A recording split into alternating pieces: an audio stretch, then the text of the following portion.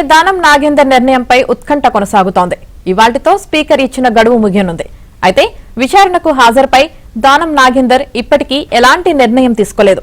దానం రాజీనామా చేస్తారా లేదంటే కడియం శ్రీహరిలాగే మరింత సమయం అడుగుతారా అనే దానిపై సస్పెన్స్ కొనసాగుతోంది.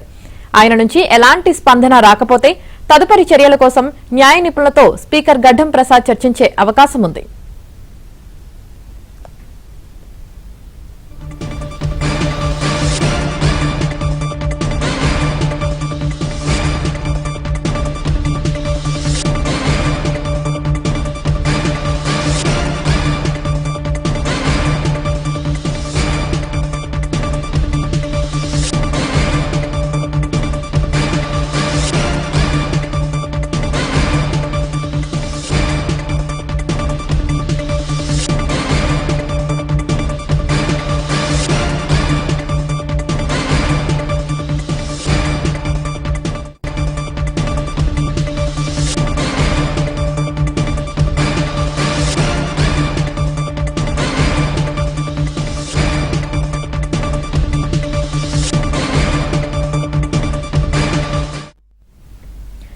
ఎమ్మెల్యే దానం నాగేందర్ నిర్ణయంపై ఉత్కంఠ కొనసాగుతోంది. ఇవాళ్టితో స్పీకర్ ఇచ్చిన గడువు ముగియనుంది. అయితే విచారణకు హాజరుపై దానం నాగేందర్ ఇప్పటికీ ఎలాంటి నిర్ణయం తీసుకోలేదు. దానం రాజీనామా చేస్తారా లేదంటే కడియం శ్రీహరిలాగే మరింత సమయం అడుగుతారా అనే దానిపై సస్పెన్స్ కొనసాగుతోంది. ఆయన నుంచి ఎలాంటి స్పందన రాకపోతే తదుపరి చర్యల కోసం న్యాయ నిపుణులతో స్పీకర్ గడ్డం ప్రసాద్ చర్చించే అవకాశం ఉంది.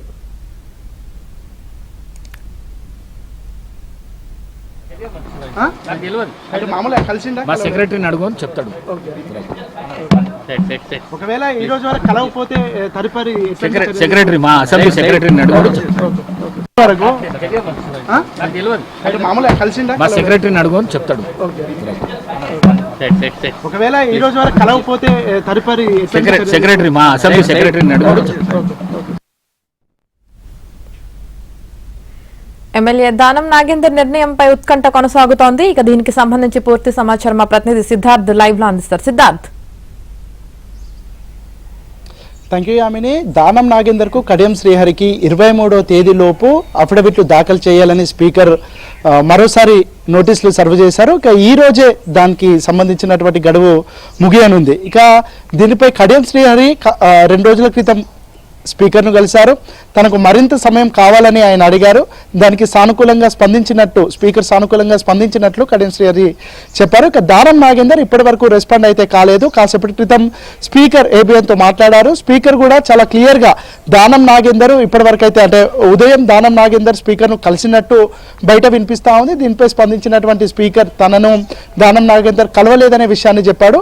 ఇక మిగతా విషయాలేవి చెప్పడానికి స్పీకర్ నిరాకరించాడు. ఎందుకంటే ఈ ఫిరాయింపు కేసుకు సంబంధించి స్పీకర్గా ఉన్నటువంటి గడ్డం ప్రసాద్ జడ్జిగా ఉన్నారు. జడ్జిగా ఉన్నటువంటి తాను ఏమీ మాట్లాడకూడదు అనే విషయాన్ని ఆయన తెలిపారు. ఇక దాంతోపాటుగా అసెంబ్లీ సెక్రటరీ ఏదైనా విషయాలు ఉంటే ఆయన చెప్తాడు.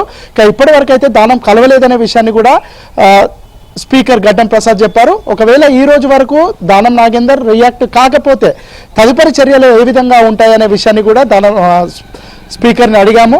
దానికి సంబంధించి కూడా అసెంబ్లీ ప్రొసీడింగ్స్ ఏ విధంగా ఉంటాయి, దాంతోపాటు ఫిరాయింపు చట్టంలో యాంటీ డిఫెక్షన్ లాలో ఏ విధంగా ఉంటుందో దాన్ని బట్టి ఫర్దర్గా స్టెప్ ముందుకు వెళ్తామనే విషయాన్ని కూడా చెప్పాడు. ఈ అన్నిటికీ సంబంధించినటువంటి విషయాల్ని అసెంబ్లీ సెక్రటరీగా ఉన్నటువంటి నరసింహాచార్యులు వెల్లడిస్తారనే విషయాన్ని కూడా చెప్పారు. ఇక దానం నాగేందర్ ఇప్పటివరకు అయితే స్పీకర్ని అప్రోచ్ కాలేదని స్పీకర్ చెప్పారు. ఒకవేళ ఫోన్లో ఆయనను సంప్రదించే అవకాశం ఉంది. కాసేపటి క్రితమే స్పీకర్ గడ్డం ప్రసాద్ తన మినిస్టర్ క్వార్టర్స్లో ఉన్నటువంటి తన నివాసం నుంచి కాన్స్టిట్యున్సీకి వెళ్ళాడు. ఒకవేళ ఆయన అప్రోచ్ అయితే ఫోన్లో అప్రోచ్ అయ్యే అవకాశం ఉంది. ఫోన్లో సంప్రదించైనా తనకు మరింత సమయం కావాలని అడిగే అవకాశం ఉంది. లేదంటే ఆయన రాజీనామా చేస్తారనే అంశం కూడా తెరపైకి వస్తుంది. ఎందుకంటే ఆయన విచారణకు హాజరైతే ఖచ్చితంగా ఫిరాయింపు చట్టం ప్రకారం ఆయన పైన అనర్హత వేటు పడే అవకాశం ఉంది.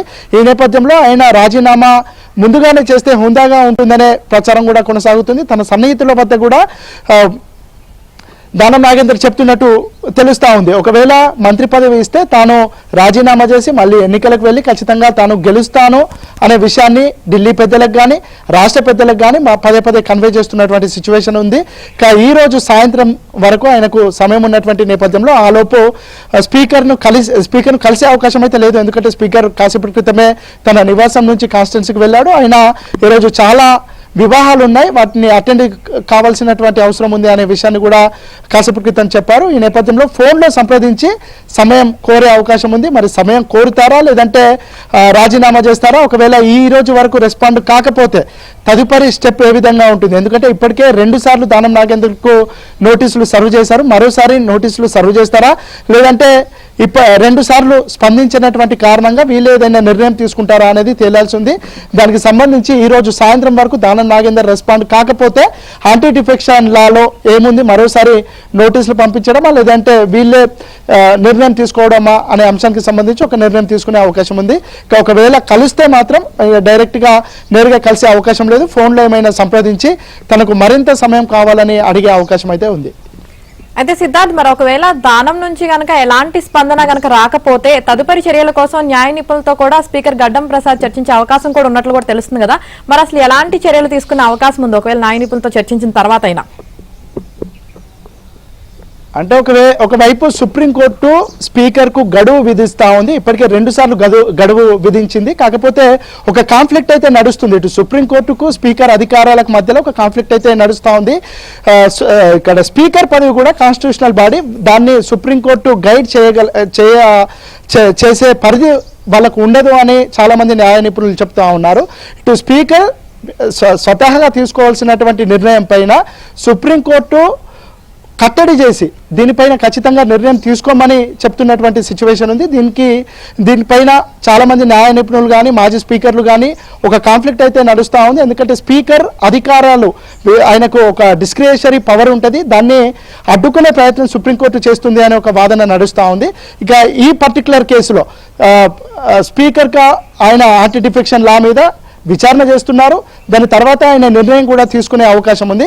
కానీ దానికంటే ముందే ఇటు సుప్రీంకోర్టు 4 రోజులు సమయం ఇచ్చి ఈ 4 రోజుల్లోనే ఏదో ఒక నిర్ణయానికి రావాలని చెప్పడం సరైన పద్ధతి కాదు అని కూడా ఒక చర్చ నడుస్తుంది. మొత్తానికైతే ఈ రోజు వరకు ఆయనకు నోటీసులు మనం సర్వ్ చేశారు. 23వ తేదీ వరకు దానికి అఫిడవిట్లు దాఖలు చేయాలని కూడా దానం నాగేందర్కు గడువు ఇచ్చారు. ఇక ఈ రోజు వరకు ఈ నిర్ణీత గడువులోపు ఆయన స్పీకర్ను కలిసో లేదంటే స్పీకర్కు ఏదో ఒక రూపంలో లెటర్ రూపంలోనో లేదంటే ఇతరత్ర రూపంలో ఆయనకు మరింత గడువు కావాలని అడుగుతాడా లేదంటే స్పీకర్ ఇచ్చినటువంటి నోటీసులకు అఫిడవిట్ దాఖలు చేస్తారా లేదంటే మరింత సమయం అడుగుతారా లేదంటే రాజీనామా చేస్తారా అనే విషయము సాయంత్రం వరకు తెలిసే అవకాశం ఉంది. ఒకవేళ దానం నాగేందర్ రియాక్ట్ కాకపోతే స్పీకర్కు ఉన్నటువంటి డిస్క్రిషనరీ పవర్తోని దాంతోపాటు యాంటీ డిఫెక్షన్ లాలో ఉన్నటువంటి చట్టాలతోని మరోసారి ఆయనకు నోటీసులు సర్వ్ చేస్తారా లేదంటే 2 సార్లు నోటీసులు సర్వ్ చేసినా రెస్పాండ్ కానటువంటి దానం నాగేందర్ పైన చర్యలు తీసుకుంటారా అనేది